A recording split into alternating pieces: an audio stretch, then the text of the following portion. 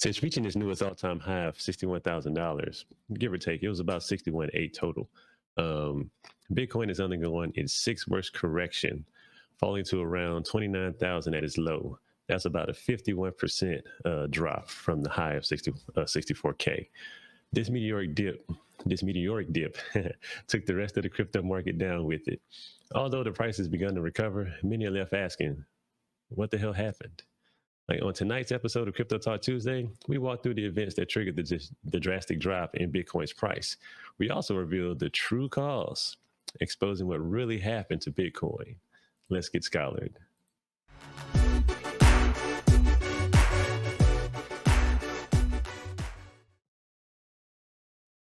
Welcome again to another episode of Crypto Talk Tuesday. I am your host, Mario Johnson, the founder and president of Crypto Scholars LLC. Now, like I said before, these past 2 weeks, almost 2 weeks, starting with I'll say like May 12th, it really kind of triggered everything, have been one hell of a roller coaster. I must say, one hell of a roller coaster. I hope you guys had the stomach for it. I hope you didn't eat before you got on the roller coaster ride. And if you did, I hope you're able to keep it down, because welcome to the crypto market. This is kind of what happens. You know, we used to call this a Tuesday, but hell, I don't even want to call this a Tuesday no more. This is more like a manic Monday that happened on a Wednesday. Go figure, right? But there was a lot to unpack in the events that kind of led up and was really going with the whole slide. Like, it was just a snowball. It was like, what the hell? What was going on, man? What was going on? So now that the dust is starting to settle, it hasn't fully settled yet. Hopefully we have truly reached the bottom. We'll look at some charts and a little bit of analytics here to figure this out. But hopefully the dust has settled, and now that the smoke is starting to clear, we can really see what's been going on, like what's been happening. And I gotta tell you guys, I think we got played.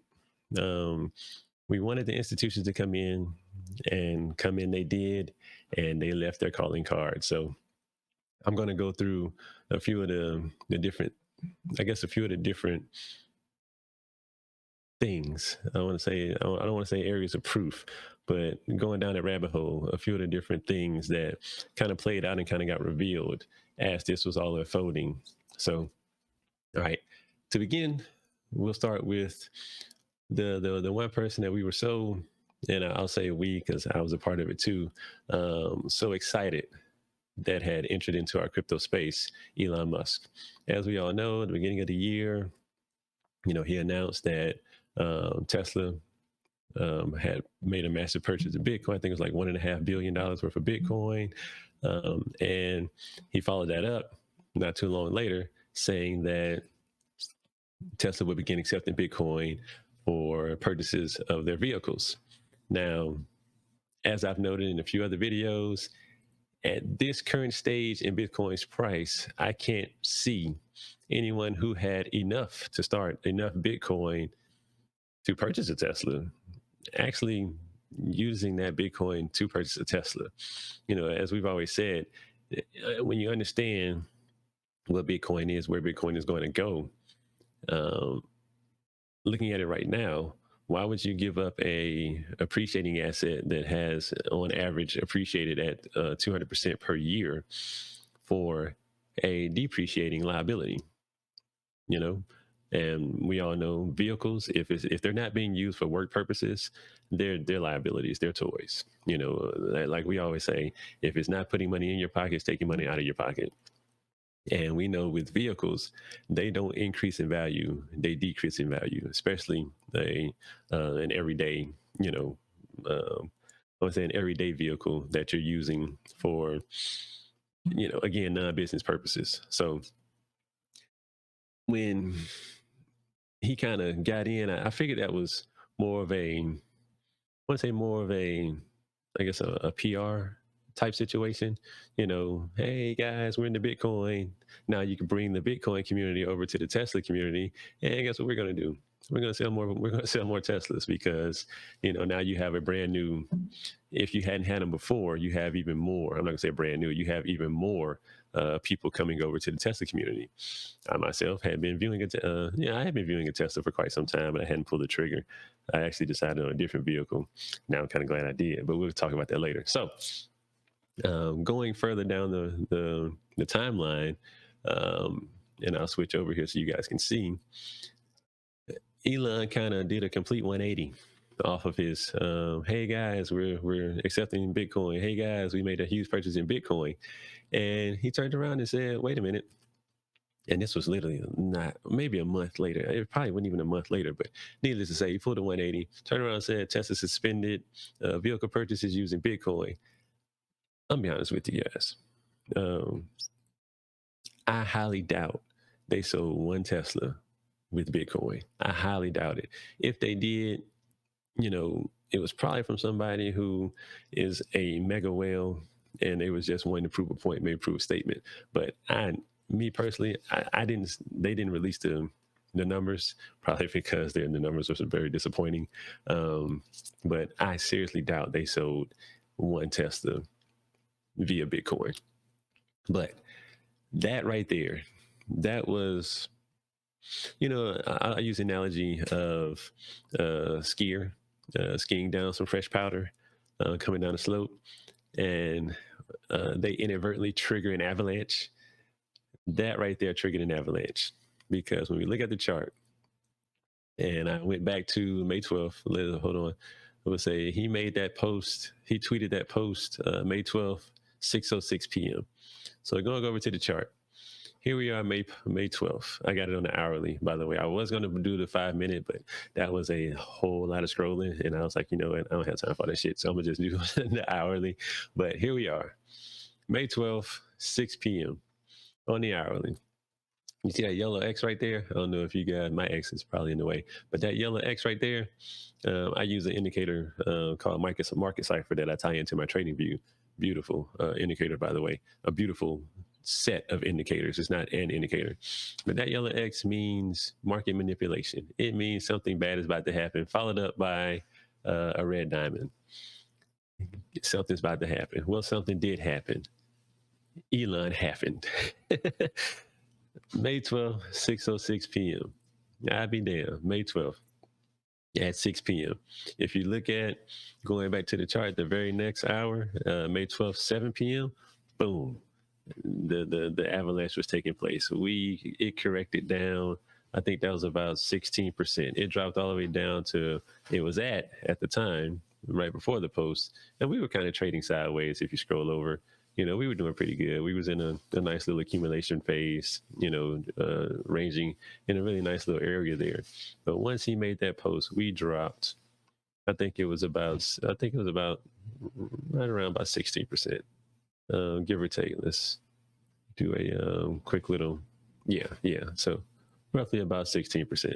But man, dropped from right about 54,000 all the way down to right around 45,000. So we lost about $9,000 to $10,000 off one tweet alone. Fortunately, we was able to recover. Things were getting better. Okay, started back trading sideways. Well, he didn't stop there. Nope, he started doubling down because, of course, people who knew, we talked about the energy consumption and the fact that over 75% of Bitcoin mining is currently done via renewable energy. So, and the coal power energy that is being utilized for the remaining part is pretty much waste. It's recycled energy. It's energy that nobody's using anyway. It's the energy that they would just discard from the grid. So he was getting a lot of pushback from true Bitcoiners, and hell, even regular people saying that, dude, what are you talking about? Like, you don't know what you're talking about. How could someone so brilliant be so ignorant in regards to this one particular stat? And I mean, when I say he was pushing back hard, talking about energy consumption, energy usage trend over the past few months is insane. What are we talking about? The thing about it is, and there's always an agenda behind that. So there was a reasoning for that actually taking place, which we're going to talk about here in a minute. But when you're securing a $1 trillion worth of value network, yes, there's going to be some energy usage required. For me, think about your bank. I'm a heavy investor in the cryptocurrency market, primarily Bitcoin, and some other alts. But when you think about your bank, I think about the fact that I want as much energy, as much effort as humanly possible put into securing my assets, into securing my funds, because that's my livelihood. You know, And when we get down to the Bitcoin network, again, this is at the time $1 trillion worth of value that's being secured. Do you want that being secured by a minimal amount of effort, a minimal amount of energy, or do you want that secured by as much effort, as much energy humanly possible? So, yes, we can segment that. We can break that down. We can get into the little nuances and cherry pick data in regards to what it is we want to focus on for talking points. Because again, this is definitely a political situation. What they call it, geopolitical type situation. But at the end of the day, when you bring all that together and look at the broader scope, it all plays a point. I mean, it all serves a purpose. It all, plays a very important role in ensuring that one, the Bitcoin network is secure. Two, the Bitcoin network is functioning. What they call it, a well-oiled machine. We want to ensure that this is operating as a well-oiled machine. We don't want any issues. We don't need any issues going on.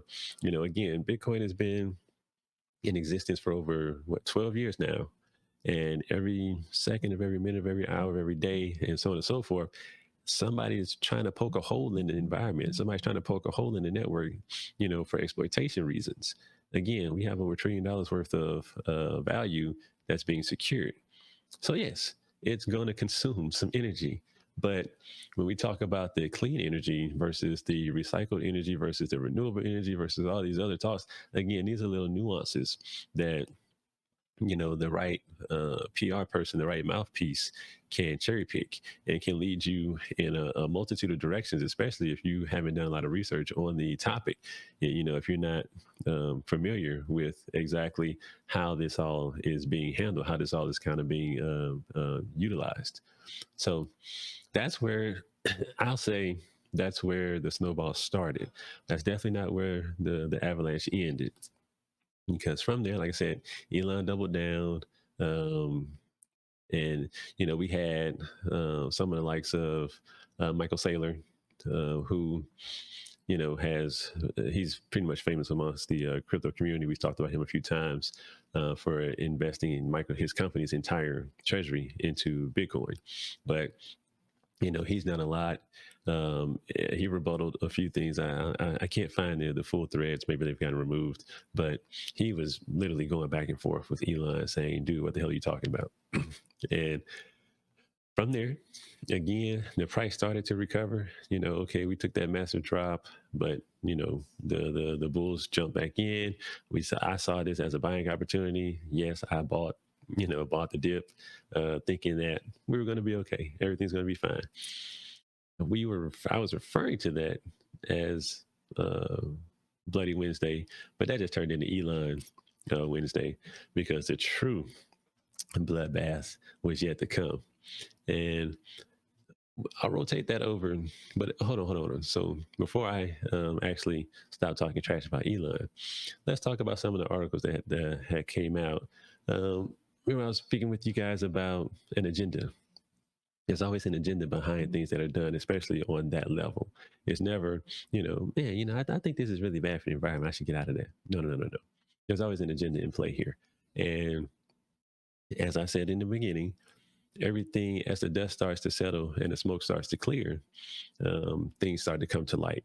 So as you can see here, the article, the title, which is one of the longest titles I've ever seen for an article title, but it clearly states Elon Musk is like the Fed of crypto, but he was forced to ditch Bitcoin payments for Tesla to avoid pressure from environmentalists, a private equity CEO says. Now, you have to understand,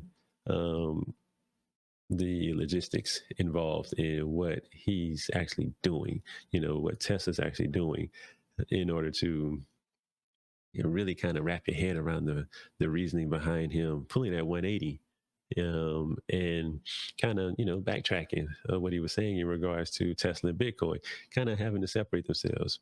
He received a lot of pressure, as the article pointed out. You have mega investors, because this stuff ain't paying for itself, and it sure as hell ain't coming out of his pocket. So when you have mega investors who want to protect their they want to protect their reputation, they want to protect the reputation of the company, plus they have plans, they have a roadmap on how they want to proceed. You don't want anything coming up that could potentially cause an issue with that. So when you start hearing people referring to Bitcoin as being, dirty mining, China using coal and things like that, it's not renewable energy, so on and so forth. Yeah, you're going to want to distance yourself as far away from that as humanly possible, mainly because, boom, Tesla has applied to enter the multi-billion-dollar U.S. renewable energy credit market. Now, what does that mean exactly?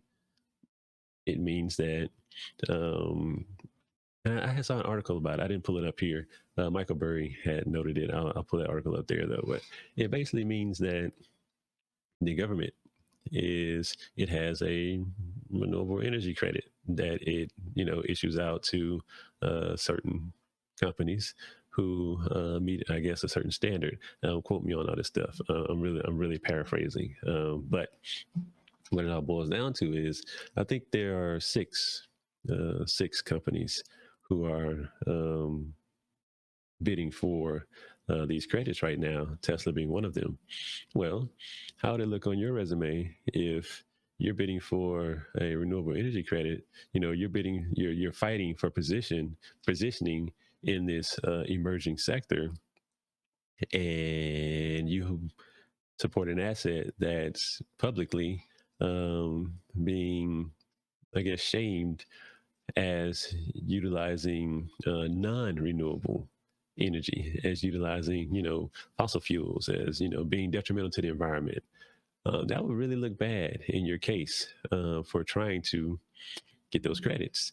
And if you guys didn't know, as Michael Burry stated here, because he's currently has a $530 million short against Tesla stock, literally saying that he feels Tesla's stock is going to crash at some point.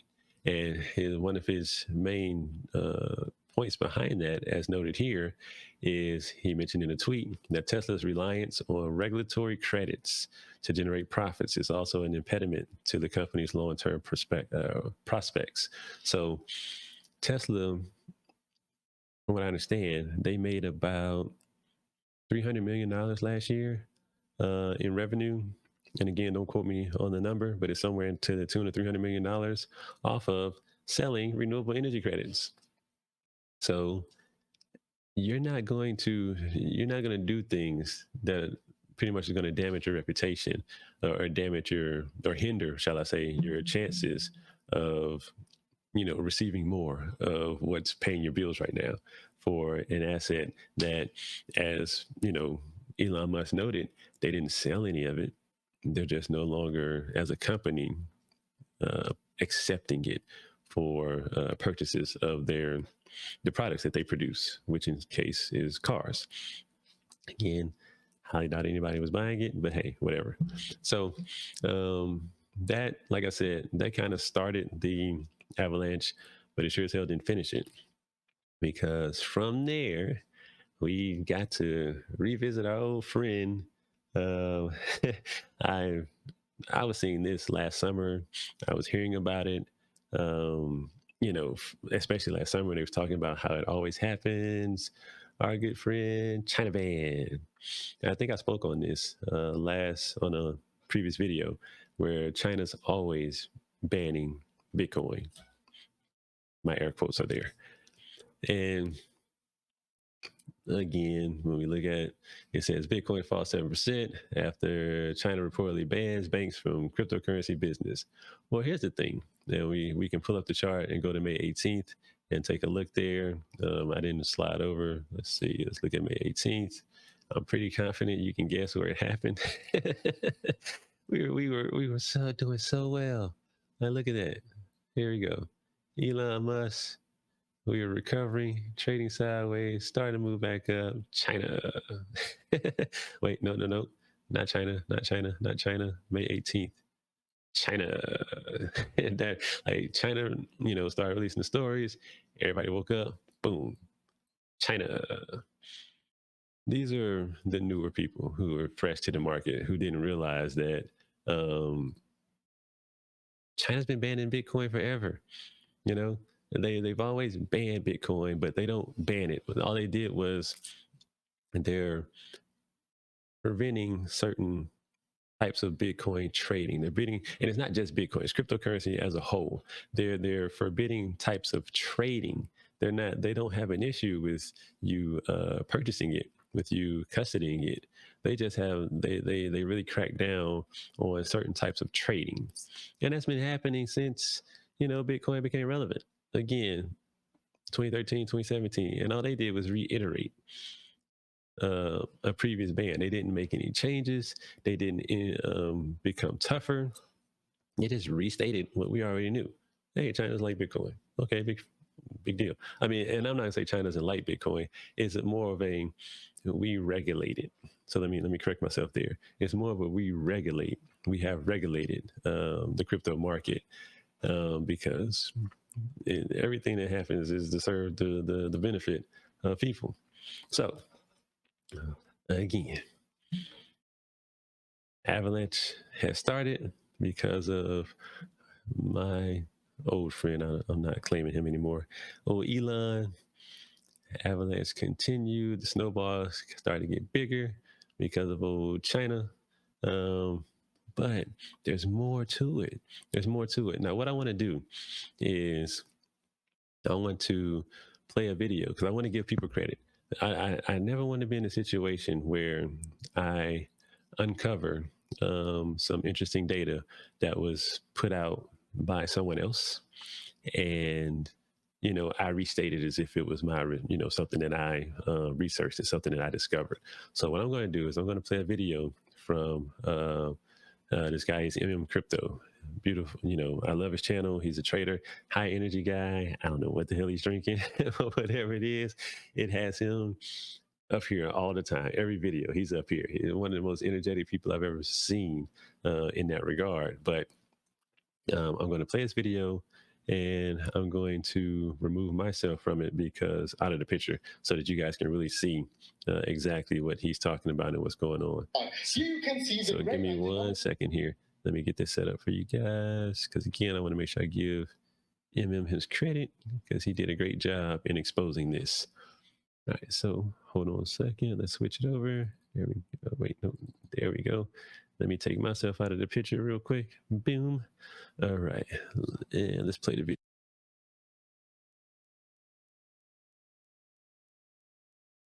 Wait, hold on. You guys can't hear it. I'm looking at that. Let me add real quick. This ain't gonna take but a second. Yeah, desktop audio. Sound capture, audio input capture. Okay. 1 second, guys. I'm just adding this in.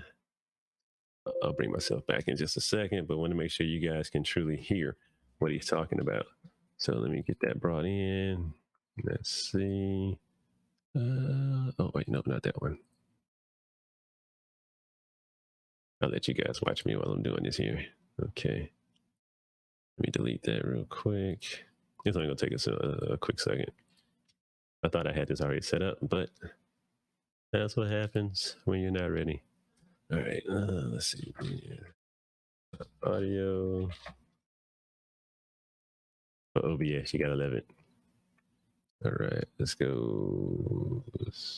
Real Tech Audio. All right, let me make sure that I can hear it.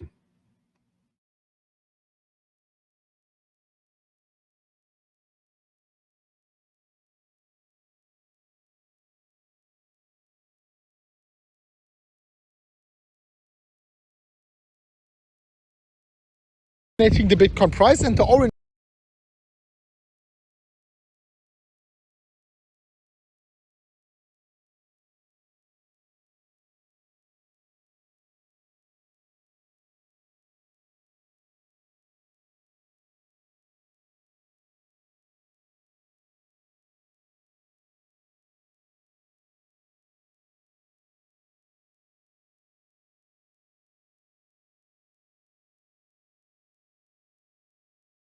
Oh man, I had my audio was going. It's not good.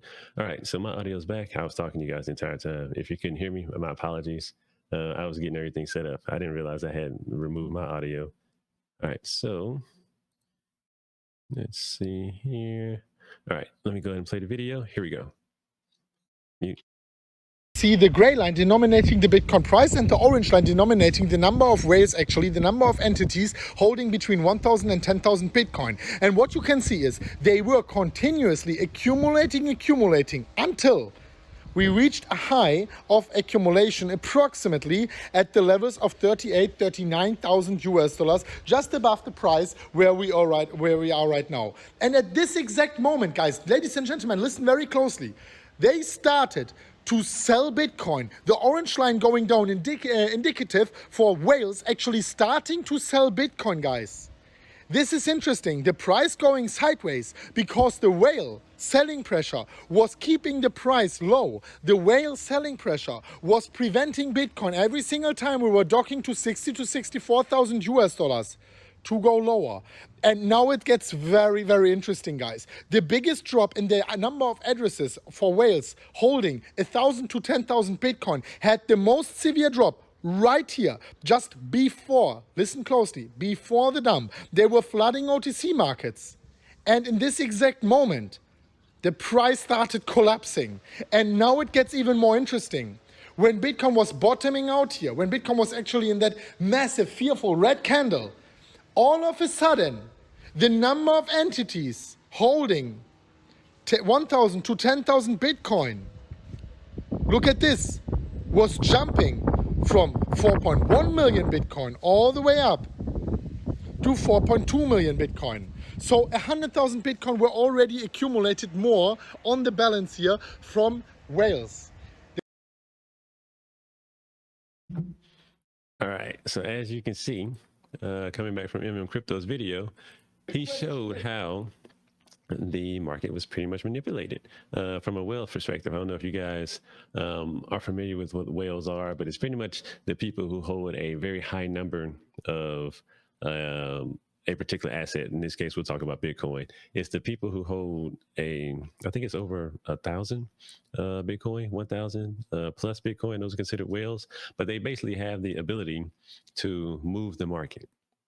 And a lot of times, which I saw some reports that was coming in right around the time that a large number of Bitcoin had been put onto exchanges.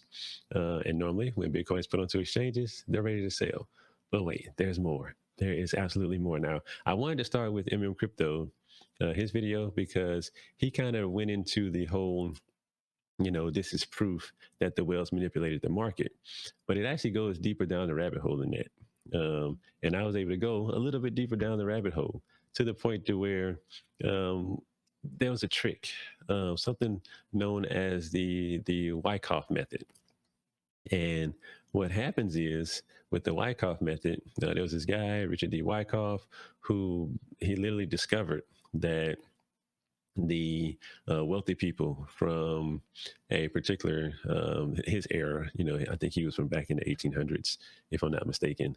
Hold on a second, let me confirm that real quick. Go back up here. Yeah, he's back from 1873 to 1934. So right around, what's that, the 19th century, I guess. He discovered, is that the 19th century? Yeah, 1900, 1800, 19th century. Yeah, sorry, I just wanted to make sure my math was right. But he discovered that wealthy people had the ability to manipulate markets. And he was kind of fed up with it. So he started studying it, and he literally came up with what's known as the Wyckoff distribution event. And he created a chart. He put together all these different times. I'm not going to go into the entire thing. I actually have another video that I want to show you guys that gives a beautiful breakdown of actually how this plays out. And it actually, did an incredible breakdown on how this just happened at the beginning of the year up until now, when we had this recent massive sell-off, which I refer to as True Blood Wednesday. We talk about as Bloody Wednesday, where Bitcoin dropped today. It was like 29, almost 29,000. And I ain't gonna lie, I was getting nervous. When I talked about that roller coaster ride, I was getting real nervous. Like I was like, holy shit, is it really happening? Like is this actually happening? But um, you know, season bet, you keep your cool. You don't sell when the market's dipping. You wait to seemingly forms a bottom, and that's when you start buying. You buy the dips, you sell the tops. That's kind of what happens. But when we talk about the Wyckoff distribution, there was another guy, and again, I had no idea that this even existed. I had no idea what a Wyckoff distribution was, none whatsoever. I was just going along, learning how to chart, learning how to read analytics and things like that. And a friend of mine sent me a link to a YouTube page from the Uncomplication is the name of the actual page. And this guy, he called it. He called it to almost precision that it was happening. And we had, what was that? Not May 12th. May 12th was Elon Day, which was that Wednesday. May 19th was the true bloodbath that took place. But it wasn't because of Elon. It wasn't because of, China FUD. Those were just things that were taking place in the midst of the actual Wyckoff distribution happening overall. This had been forming since February, come to find out.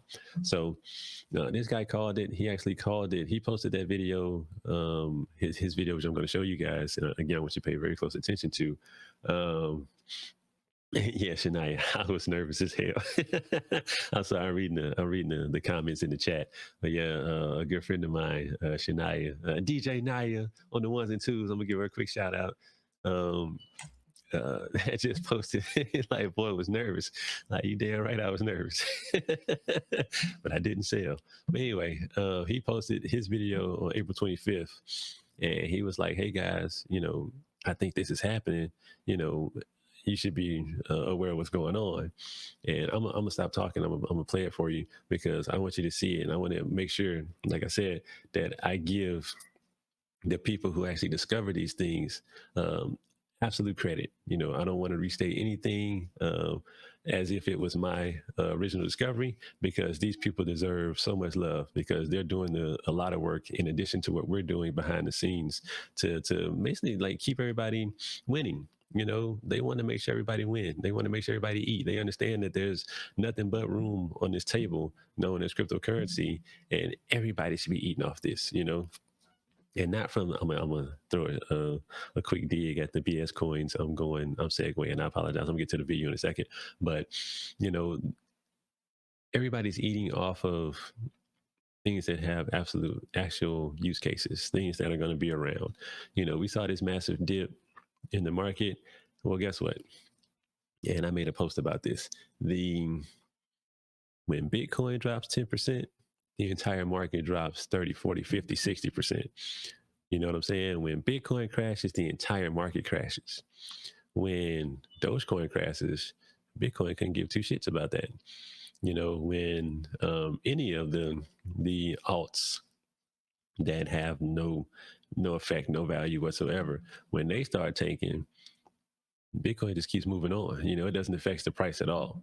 So to me, for anybody who was wondering, what's the best one, what's the most secure, what's the most safe, everything is volatile in the crypto world, everything. So there's no guarantees with anything. But understand, when, I want to say the most valuable coin, which is Bitcoin, takes a drop, everything comes down. When that little BS, shitcoin, as they're referred to, when it takes a drop, nobody even blinks, nobody even notices. So anyway, let me get back to the video. Let me go ahead and put this up again. His name is his page is Uncomplication on YouTube. Dude is amazing. He does some great things. So I'm gonna play the video for you guys, and I want you guys to really pay attention because the things that he discovered, the things that he uncovered, amazing. He's got two parts. We got the first part was on April 25th when he was kind of putting out the warning, and then the second part was after it happened. So I'm gonna play the first video first, and then we'll discuss it and kind of told you, and then we'll play the second part where it actually happened and it all played out. So here we go. Let me switch over again. And I can take myself out because I'm not needed. You just won't be able to hear me talk. So I just got to remember to turn my volume back on. All right.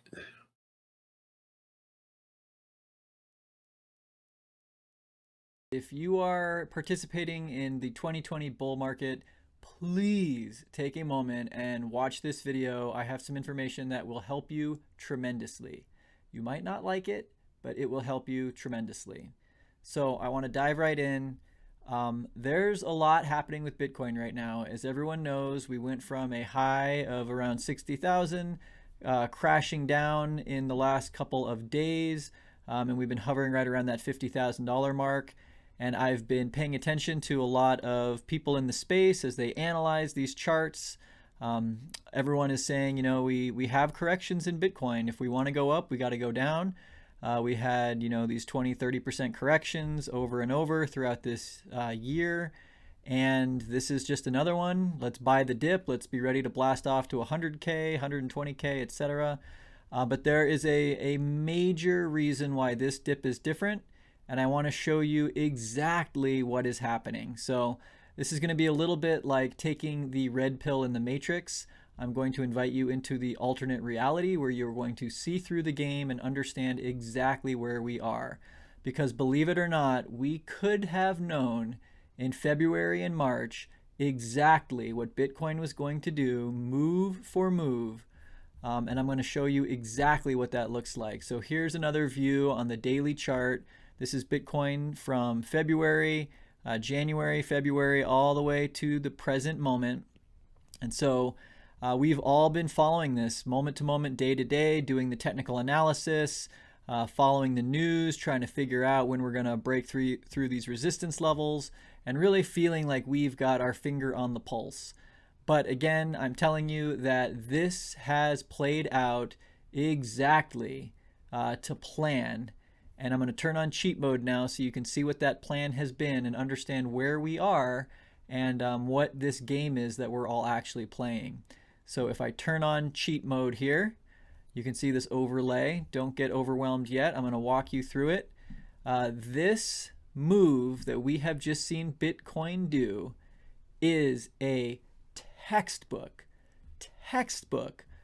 almost one-to-one perfect textbook example of a Wyckoff distribution event.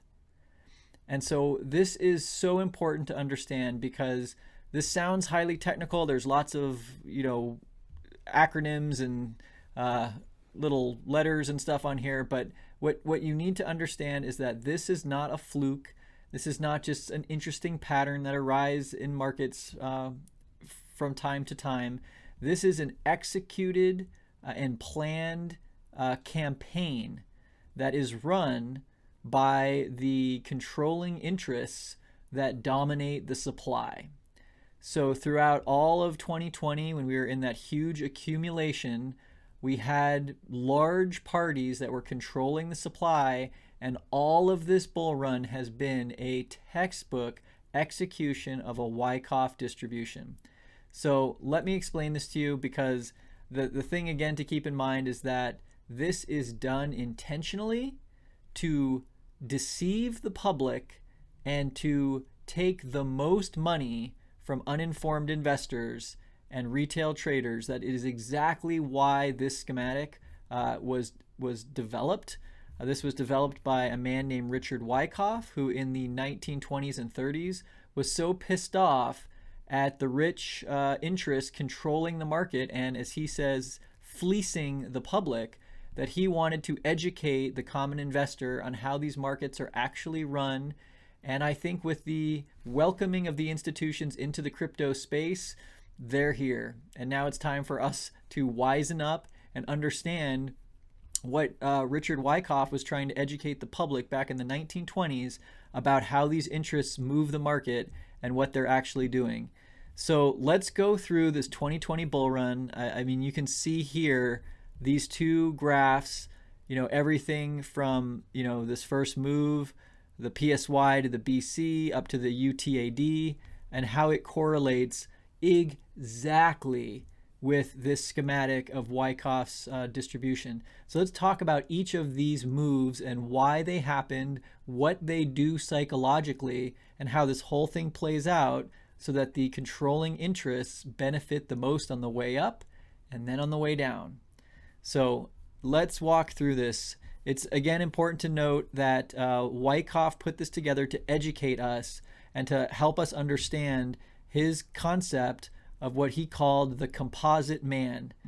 The composite man you can think of as, it's not just one person that's pulling the levers behind the scenes. That's why it's this composite man. All of these big interests, the big whales, collaborate together and are actively working together to execute this as if it was the intention of one person. So all the fluctuations in the market and in all the various stocks should be studied as if they were the result of one man's operations. Let us call him the composite man, who in theory sits behind the scenes and manipulates the stocks to your disadvantage if you do not understand the game as he plays it, and to your great profit if you do understand it, which is why this is so important. This is not all doom and gloom, but we need to understand the institutions, the big players have arrived, and they just pulled a doozy on the general public. So I really invite you to read this article. I will put the link in the description, but what I'm going to do now is I'm going to walk through these phases step by step so that you can understand what just happened in the 2020 bull market and why. So here we go at the distribution event as Wyckoff documented it. So before this diagram, there is an accumulation that lasts for a long time. I mean, years of accumulation where these large interests are dominating the supply, getting ready and building a cause for a up move like this.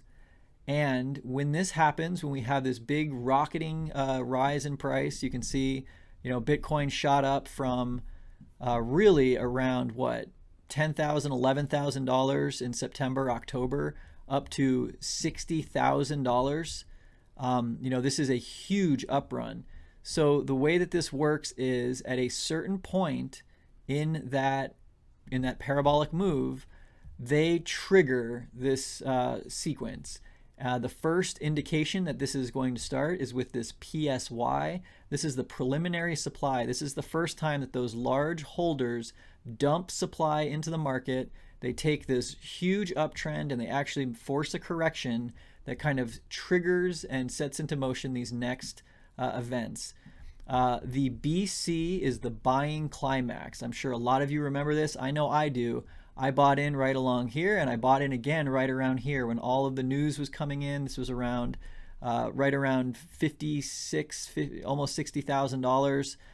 This was just in the peak of that fever, and I remember thinking, oh my gosh, the price is never going to be lower again. Tesla's in, the institutions are here, we're in a bull market. This was just this fever run up to this buying climax. But this is all orchestrated, so what they do at the buying climax right around this time is they drop the price and start this trading range. So they dump supply into the market. We have a huge, all of a sudden, correction.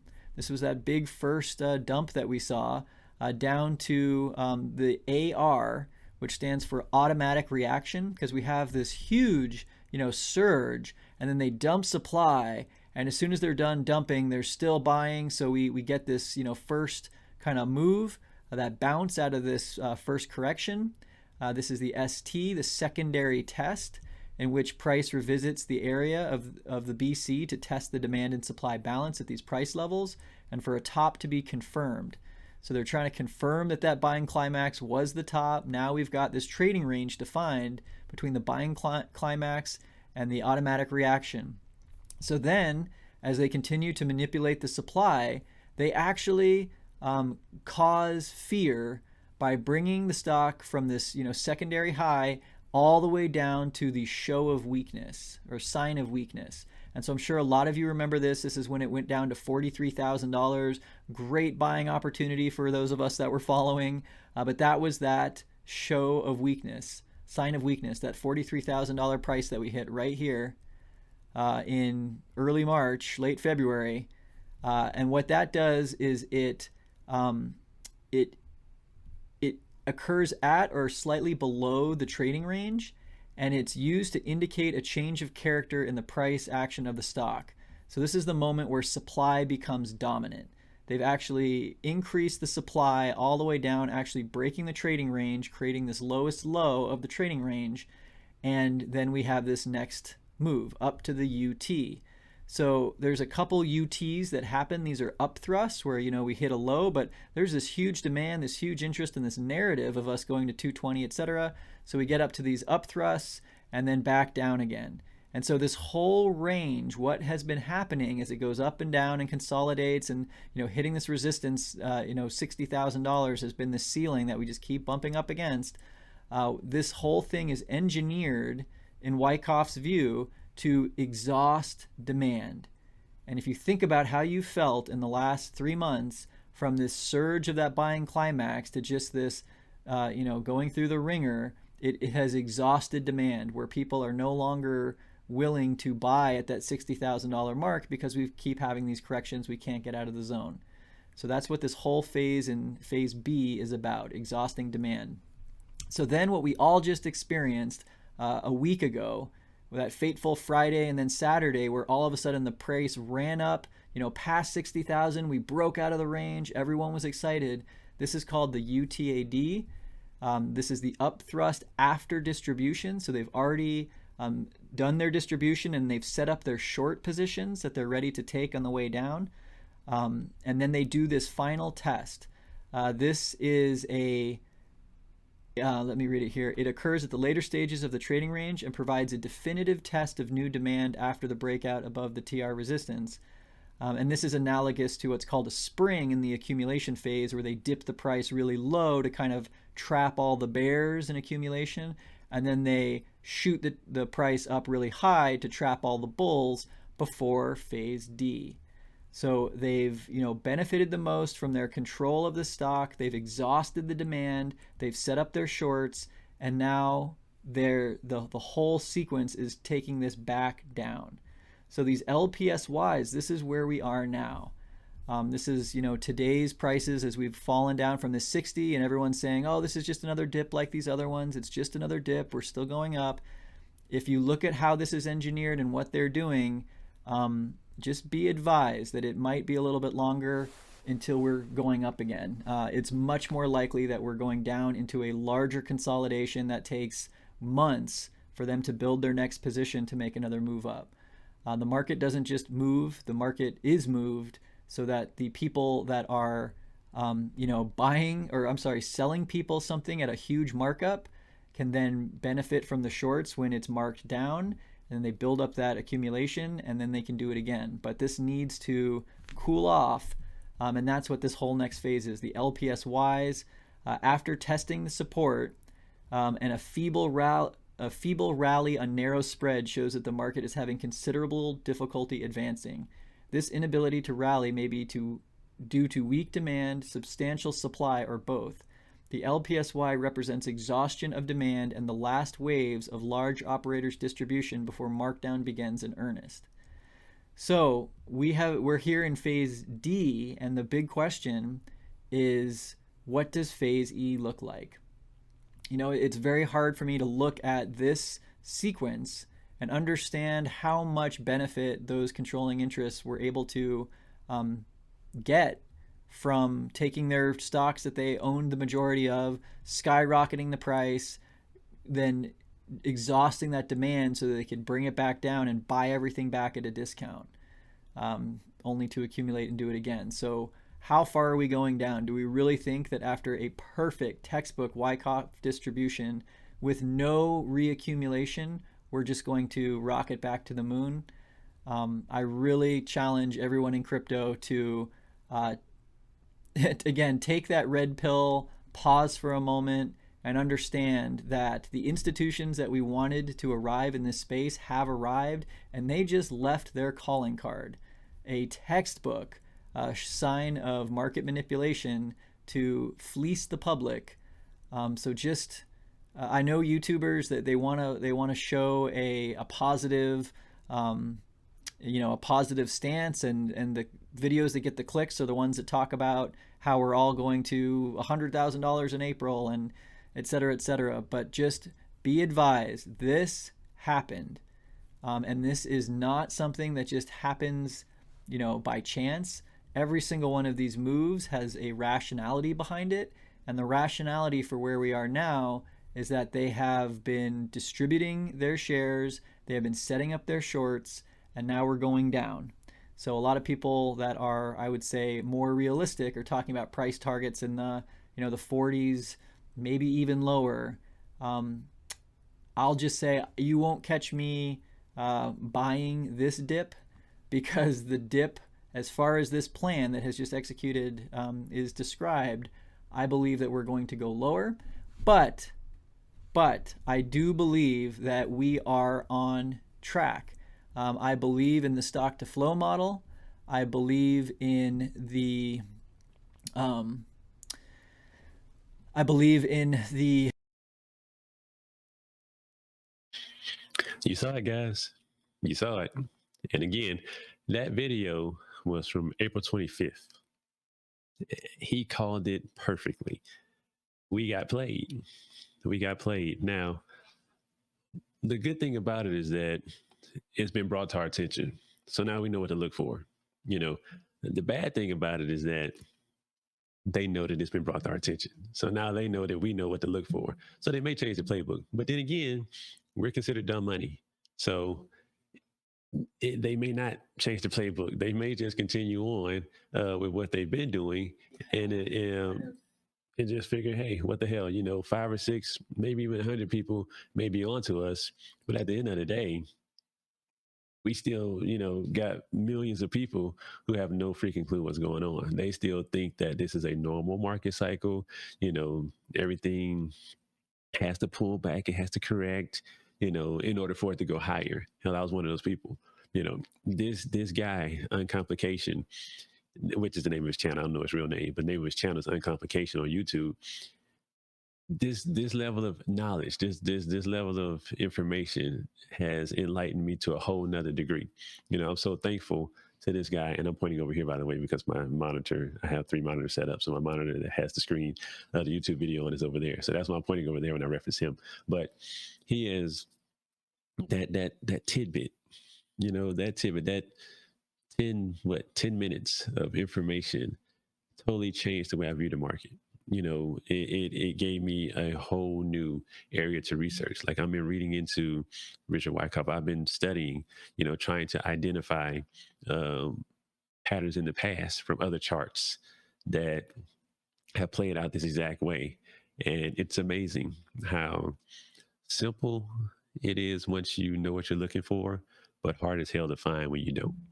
So I want to play his next video that was posted on May 19th, which was the day after Bloody Wednesday. Again, the first video, and I'm not going to play the entire video. I'm just going to play a small clip of this video. But first video was April 25th. He was calling it. You guys saw it. He was saying that this is probably going to play out. Next video, May 19th, day after Bloody Wednesday. Bloody Wednesday. I can tell you guys, I told my girlfriend, I honestly, I cried a little bit. A tear came out because I had never, my portfolio, I got caught so off guard. My portfolio, which I'm an investor, so I'm in this for the long term, but you still got to have a stomach for it. To see my portfolio drop the way that it did, shit. That's all I can say about it. It didn't drop as much as people who were investing in other coins, shit coins, but I don't care about that. That's not my problem.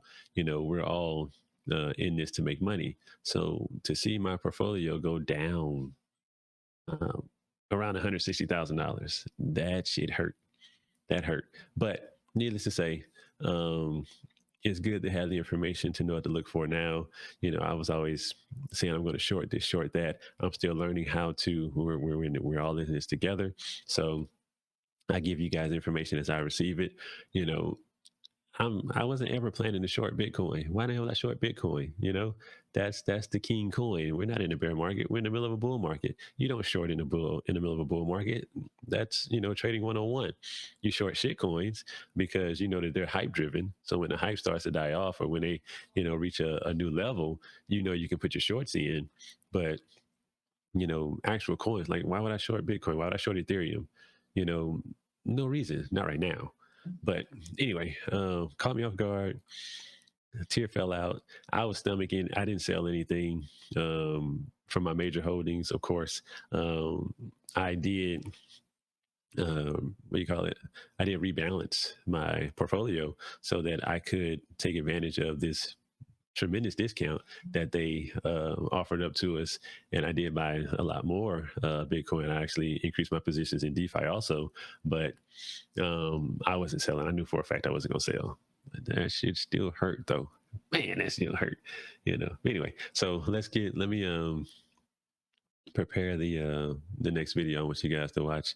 Let me make sure I got it from the right starting point. I don't want to pull it from the wrong place. Hold on a second.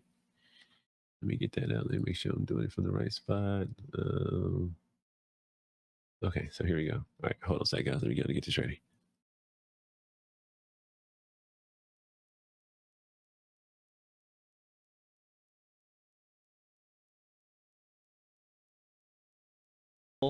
That in order for us to survive in this type of market, we need to understand the forces behind it, and we need to understand that it's the same voices that on the front side of this we're sharing all the positive news, that on the back side of this are sharing all the negative news, because their goal right now, this whole schematic, this whole engineered campaign, is to scare people out of what they just bought so that it can be bought back at a discount by the same people that will turn around and do it again.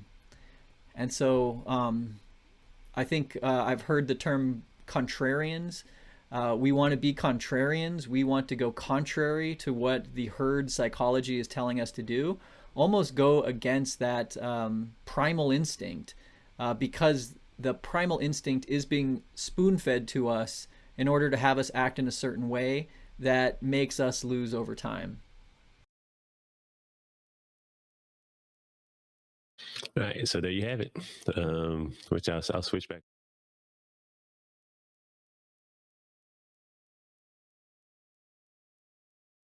It's dead on. Like, if you look at the chart, if you look at what he has laid out here, look at that. If you can see my mouse, to precision, damn near perfect. It played out perfectly. And again, this was May 19th. This was after the bloodbath happened on May 18th. Going back, he called it April 25th. Got to give him his credit. Got to give him his credit. I mean, look at his outline versus the actual chart. The actual chart, as you can see, is in the blue and purple, the candles there. Look at his outline compared to the actual chart. You had a little bit of a variation here going into phase E, but I'd be damned if it dropped like a freaking log. Now, we had some articles come out, some posts were made from an insider advising that something like this was going to happen, that they were planning to do a massive sell-off in order to shake out a particular investor who evidently, the word is it was Elon. They were basically doing a revenge attack on Elon, and what they were going to do was collapse the price, drop it down to around 30K level in order to liquidate his positions, and then buy it right back up so that he would pretty much go bankrupt. Okay, it made sense at the time, but as I told you guys, we were going down a rabbit hole. and I actually uncovered this today. So this is a I guess you could say a treat that was added, a bonus that was added um, to my agenda for this video, because oh my God, this right here. Because I was asking, yes, we have whales, and yes, we have market manipulation, but how are they able to orchestrate it as beautifully as as they are able to? Like, how is it that they can, get this to play out? How can they get so many people in a coordination with it? And in reality, this one tweet right here laid it out for us, gave us their entire roadmap.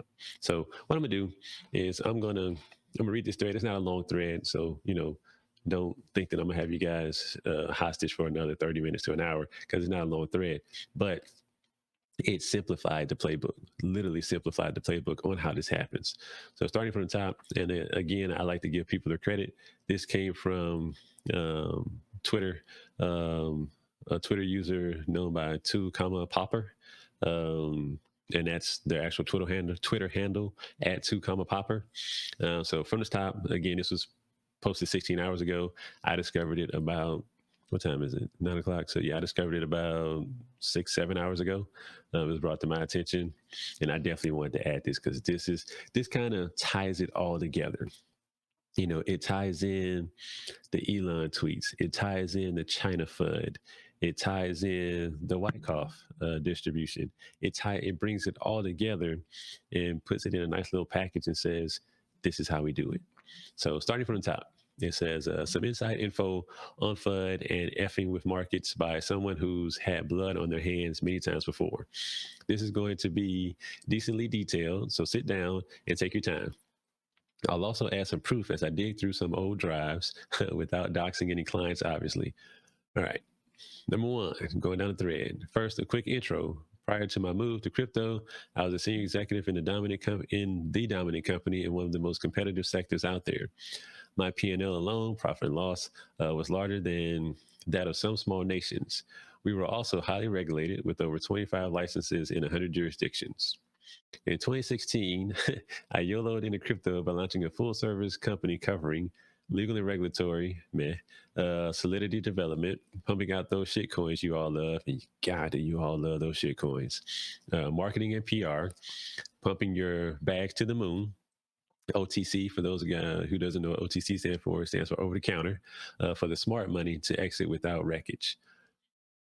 Next, it says, in all, we service 50 clients, mostly vanilla ERC20s, which, if you guys who don't know, ERC20 is the tokens that run on top of the Ethereum network for the most part, but also some early ERC271 NFTs, as the kids call them.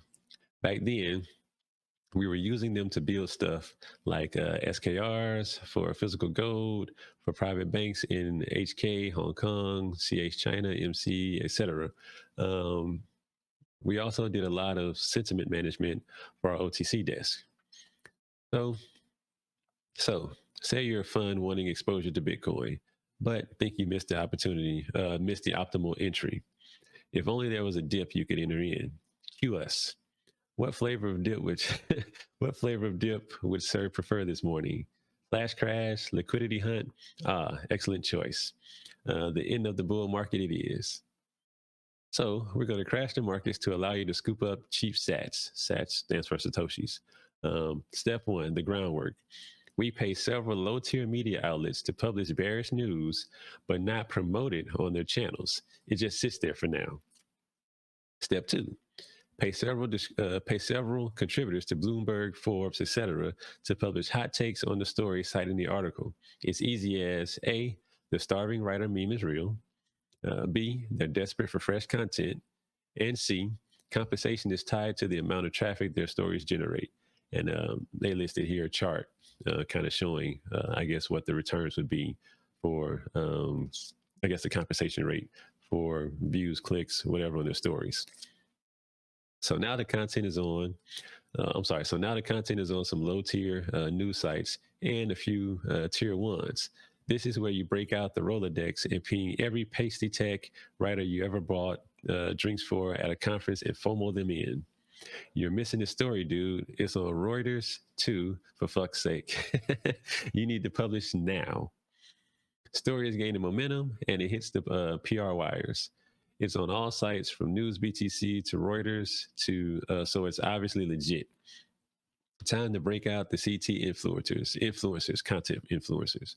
These guys all tweet out the story or variants of it with keywords that sentiment algos pick up as ban, hack, etc. China ban. It's now time to tie it all together by initiating the dump via our algo. This is where it gets really interesting, guys. This is the opposite of the standard OTC algo, in that it looks for the thinnest books on exchanges which comprise FUTs, I'm thinking it means futures, price indexes, CB, Coinbase, Kraken, Gemini, etc., and market dumps on them. Retail sees the dump, rush to Twitter to find that, content or CT is engrossed in this new story. They panic as algos start to dump and liquidations begin. Retail sales, cascading SLs and licks finish the job and drive the price to your orders. we dump on any rally to keep momentum high. Bingo. That's all for today. I hope this was educational. And when the next perfect storm hits crypto, you'll remember that it's perfect because it's engineered with military precision by professionals. Guys, this is huge. When I say this is huge, this is huge. Never before have we been privy to this information. It's always something that's known on the inside, by the large institutions, by, the people who have tons of money. Never been brought to our attention. We've never been given this level of information. We've never been given this level of insight. Now, for those who scrutinize it, well, that's the reason why I showed you the video about the Wyckoff distribution. That's why I showed you the articles about the China flood. That's why I showed you Elon tweeting. It all plays together. Every single part of that was a piece in that puzzle that led to the very end, and Lily, 2 Popper just laid it out for us. It's amazing when you put this shit together. It's amazing the levels in which they can go to just to make a dollar. Like Buddy in Uncomplication said, institutions don't care about you. They care about their bottom line, and their bottom line is to make a dollar, and as many of them as humanly possible. So if they found a market that's full of us, what they refer to as dumb money, that they can easily manipulate, easily take advantage of, because it's not heavily regulated at this current moment, man, they were chomping at the bits. And we got played. We got played to perfection. And these guys know exactly what they're doing because they've been doing it for decades. They've been doing it since the beginning of time, since the beginning of the financial time, I'll put it that way. So, I wanted to, I didn't want too much time to go by without utilizing this, bringing light to this topic. I'll put it that way, because of the fact that this is great information. All the timelines are perfect, and there are things that we need to know about. I'm all about, again, making sure I keep you guys in the know as I get privy to information and I'm able to research it and I'm able to tie it all together. I'm bringing it to you, so that you can do the same. Take it, run with it, let it continue to grow your knowledge. Let it continue to make you a better investor, a better trader, if that's what you're looking to do. Whatever it is, I just want to continue to do my part in helping you along that journey, because it's definitely helping me along my journey. So that's it for tonight, guys. I really hope you were able to take some valuable information from this. And as always, I want to thank you for coming. As Russell Simmons always say, thank you for coming out. God bless you. Good night. We'll see you guys next Tuesday. Have a great one, y'all.